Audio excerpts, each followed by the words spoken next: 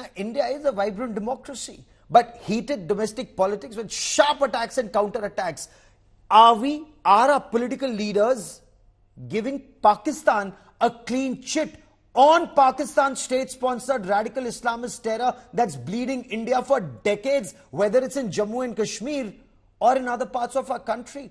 Joining me on the special broadcast is Jammu Singh, chief spokesperson of the BJP in Punjab, someone who writes extensively on national security. Syed Asad Abbas is a political analyst and commentator, will give us the Congress party perspective on the story. Dr. Vikram Singh is former Director General of Police, someone who's dealt with radical Islamist terror up close and personal as DGP. But Jammu Singh, Channi says he's clarified. He respects our soldiers, he respects their sacrifice, but he's raised serious questions about attacks on convoys, especially before elections, from Pulwama in 2019 to Poonch in 2024. Why is the BJP upset, sir? Thank you very much, Gaurav. I think the BJP and the nation have got every reason to be very upset with what former CM Charanjit Channi has said. We still have got more than 20 days to go for the election in this very sensitive border belt of J&K and Punjab, where we are facing a belligerent neighbor and where security systems are always very sensitive, for which reason the elections are normally held last so that adequate security can be given. And under these circumstances, I feel that at least these two states should not indulge, nobody should indulge in politics which involve the Indian Army. The Indian Army has got its own job to do and it's doing a wonderful job over there. After having made a statement to say sorry, I don't think it really means anything much.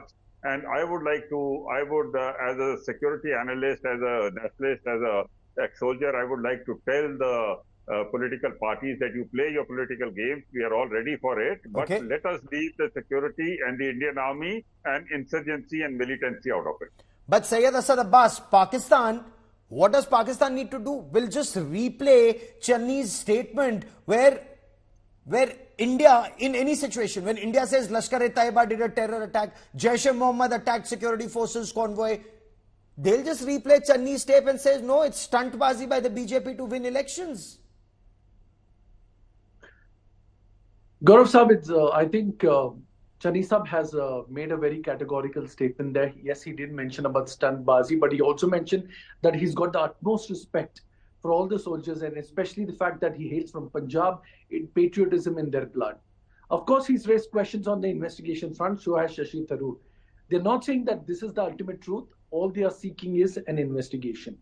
I truly believe that there could be differences amongst party, but we cannot also let go of the same leader, Ujjwal Nikam, who said that... No, I'll come to Ujjwal Nikam in a moment. Channi did not comment on Ujjwal Nikam. I'm sorry. I'm on Channi and I'm on the Poonch terror attack.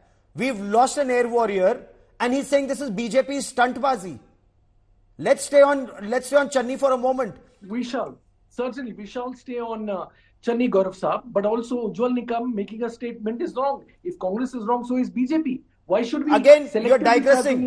Are you trying to say what former Chief Minister Channi said is indefensible? He's given Pakistan a stick to beat India with. But Dr. Vikram Singh... I absolutely do not think that Channi has anything to do with giving any support to Pakistan, and neither is he mentioning about any clean shit.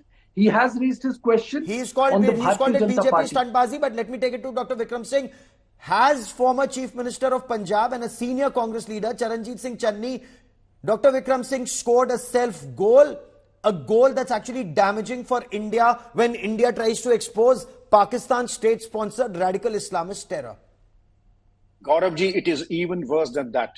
He has broken all the abysmally low records of a political law by this statement. I had expected that you would leave of all the acrimonious exchanges, you would leave the sanctity of the uniform and at least not touch it with these acrimonious assaults and exchange of allegations and counter allegations. An air warrior has fallen, and instead of saluting him, I would say that as an afterthought, he did try to do some damage control. But the fact of the matter is, Mr. Channi has never covered himself with glory. You may recall that the Prime Minister's visit was scuttled and torpedoed during his tenure. And we had discussed that what a big mess, unprecedented in the history of VIP security. That incident happened on 7th of January when he was absolutely left abandoned on Indo-Pak border. Now coming as it does, are you trying to give a cover fire to Pakistan? Are you trying to support Lashkar-e-Tayyiba and Jaish-e-Mohammed? And the less said, the better. The nation is fully aware of the consequences because it has not come as a surprise. Okay. What was the weapons? How did the things happen? And to say that these things are created and stage managed to give political advantage, I really don't know what a bigger political load would be than this. Okay, you think it's a political load? Let me now come to another senior Congress leader of opposition in Maharashtra, Vijay Wadettiwar. Let me come to his statement. He says that it wasn't a Pakistani terrorist Ajmal Amir Kasab's bullet, but an RSS-backed police officer's bullet that killed Hemant Karkare during 26/11 Mumbai terror attacks. Now, Syed Abbas respond when there is a mountain of evidence that Pakistan was involved in 26/11 Mumbai terror attacks. Here is a person who's giving a clean chit to Pakistan and blaming RSS-backed police officer. If you have the evidence, if you have details, put it in public domain.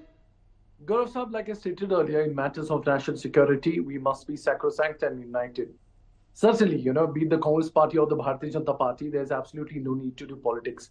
And what the statement Mr. Vijay has made, it's absolutely wrong to give a clean chit to a rogue state like Pakistan. And it's established that Ajmal Kasab and all his accomplices are certainly part of the crime. And this is no doubt about it. There are absolutely no two ways about it. This is a handiwork of a rogue state like Pakistan, and those terrorists, especially Ajmal Kasab, has been sent and hanged, and nothing less than that. And again, I'd like to yet there is a book that comes out. It says 26/11 RSS ki sazish, and a decade and a half later, that book is being quoted to blame an Indian police officer. Jaybant Singh, the senior Congress leader, has also said he said nothing wrong. He's quoted a book, 26/11 RSS ki sazish, a book not banned by the BJP despite being in power for 10 years. And he says when that book says Karkare was not killed by Kasab, but the service revolver of an RSS-backed police officer, what has the BJP government done about it? It pains me to hear such comments from people, Gaurav. See, so much of time has passed and the Congress has been in power. They always had the capacity to investigate this and to get to a conclusion about it. We do not think that there is any kind of a truth in whatever has been written in the book and in this fact of saying that Karkare died of anything other than a terrorist bullet. But they had adequate amount of time to investigate this. Why did they not do it at that time? And now look at the timing of it all. The timing of it all is in the middle of the elections. We are going to have a polling tomorrow, and we are running towards the polling in the sensitive state of the border areas. And now they want to pick up such things. I have served in J&K for long enough to understand the mindset of people when they do this kind of a thing and what they intend to gain out of it. I know it.